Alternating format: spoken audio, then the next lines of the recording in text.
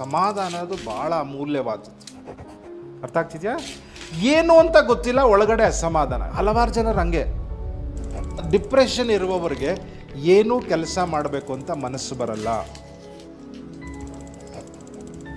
ಯಾವಾಗಲೂ ಮೂಡು ಲೋ ಆಗಿರುತ್ತೆ, ಭಾವನೆಗಳು ಯಾವಾಗಲೂ ಲವಲವಿಕೆಯಿಂದ ಇರಲ್ಲ. ಇದನ್ನ ಹೆಂಗೆ ಎದುರಿಸ್ಲಿ, ನಾಳೆ ಏನು ಮಾತಾಡಲಿ, ನಿದ್ದೆ ಬರಲ್ಲ.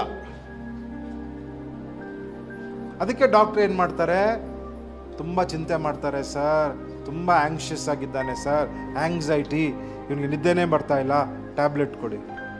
It is a big problem. ನೋಡಿ, ಈಗಲೇ ನಿನ್ನ ಜೀವಿತದಲ್ಲಿದ್ದರೆ ಆತ್ಮಿಕವಾಗಿರ್ಬೋದು, ಶಾರೀರಿಕವಾಗಿ ಬಂದಿರ್ಬೋದು, ಜೆನೆಟಿಕ್ಲಿ ಬಂದಿರ್ಬೋದು, ದೇವ್ರ ಹತ್ರ ಬಂದು ಸರಿಪಡಿಸ್ಕೊಂಡ್ರೆ ನೀನು ಬೇಗನೆ ನೀನು ಆಚೆ ಬರ್ಬೋದು. ಹಲವಾರು ಸಲ ಟೆನ್ಷನ್ ಆದಾಗ ರೆಸ್ಟ್ ಮಾಡೋದು ಭಾಳ ಇಂಪಾರ್ಟೆಂಟ್. ಶಾರೀರಿಕವಾಗೂ ರೆಸ್ಟ್ ಬೇಕು, ಮಾನಸಿಕವಾಗಿ ರೆಸ್ಟ್ ತಗೋಬೇಕು. ಸ್ಟಾರ್ಟ್, ಮತ್ತೆ ಸ್ಟಾರ್ಟ್ ಮಾಡು. ದೇವ್ರ ಮುಂದೆ ಬಾ, ತಪ್ಪು ಮಾಡಿದ್ದೇನೆ ಅಂತ ಒಪ್ಕೋ, ದೇವರು ಮತ್ತೆ ನಿನಗೆ ಸರಿಪಡಿಸುವಂಥವನಾಗಿದ್ದಾನೆ. ಗಮನಿಸಿ, ಪ್ರಾರ್ಥನೆನೇ ಉತ್ತರ.